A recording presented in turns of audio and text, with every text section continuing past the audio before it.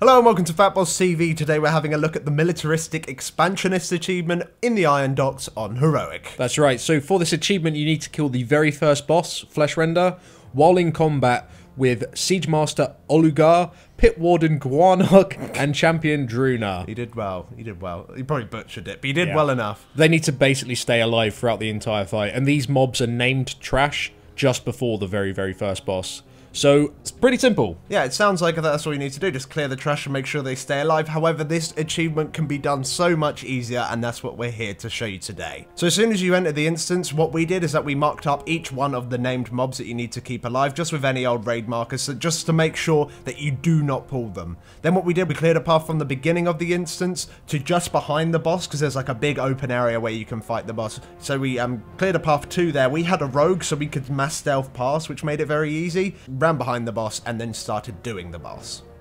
Now, because this achievement is literally to have the named mobs in combat with you when you do kill the first boss, because you've just got behind the first boss, you can just start him like you usually would. You can get him down to 5% health, pull all the other named mobs, and then kill the boss who only has 5% health, and you will get the achievement. And you're probably sitting there, well, I don't have a rogue in my group. There's other ways of doing it. If you have a hunter in your group, if you have a shaman in your group, if you have a warlock in your group, and really if you have anyone in your group who has battle res, you can literally just run right from the very start on your mounts all the way to the first boss, which means, of course, you're going to bring every single trash mob with you.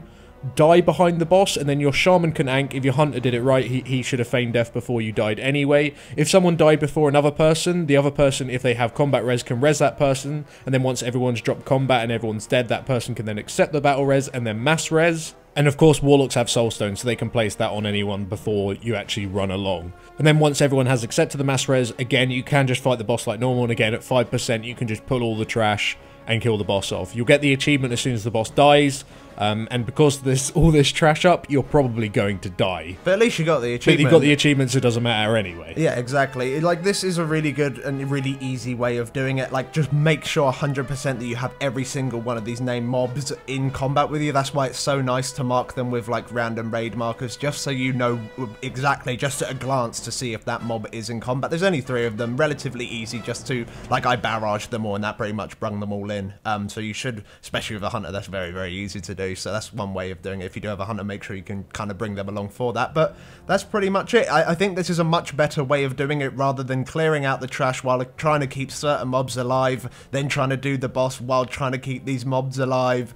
And because the boss itself does a fair amount of damage, especially this early on in the expansion. Later on in the expansion, you could probably pull everything, it would be fine anyway, but at this point in the expansion, it's really nice to be able to do it this way, because then you don't have to deal with like a constant amount of combat, which means your healer's out of mana and your tank's out of cooldowns and your DPS are pretty much out of cooldowns as well. So this way is generally just a nice, easy way of doing it, and highly recommended by us. So thank you very much for watching, guys. If this did help you get the achievement, please do drop us down a like.